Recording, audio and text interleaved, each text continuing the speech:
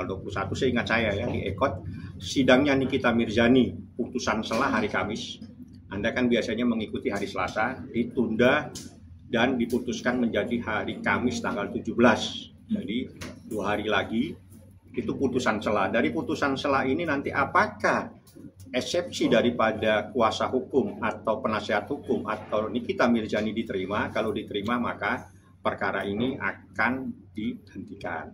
Kalau tidak diterima perkara lanjut, disitulah nanti akan berproses di mana para saksi semua akan dipanggil. Disinilah perlunya kita konsentrasi penuh untuk melakukan pembelaan kepada terdakwa, karena perkara pidana itu adalah dalam rangka mencari dan menemukan kebenaran material.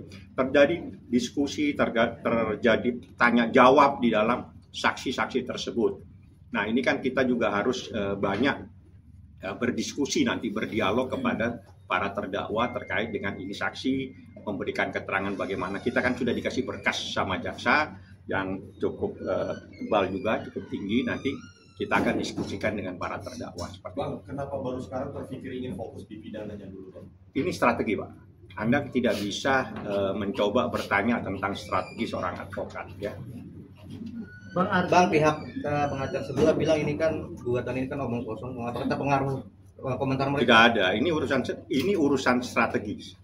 Yang tahu strategi itu adalah orang yang mengajukan gugatan. Jadi di saat kita mendapatkan dua pilihan, kan bersamaan nih sidangnya.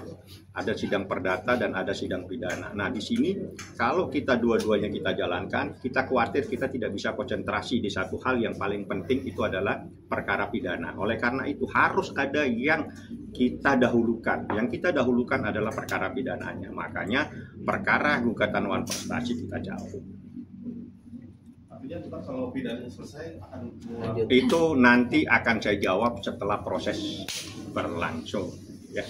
Jadi sidang putusan selah hari Kamis, sidang gugatan wan prestasinya hari Senin tanggal 21. Di situ secara resmi akan saya sampaikan tentang pencabutan. Semua surat pencabutan dalam bentuk soft copy-nya saya sudah serahkan kepada kuasa hukum tergugat dan para turut tergugat, sudah saya sampaikan. Surat itu dilayangkan Kemarin.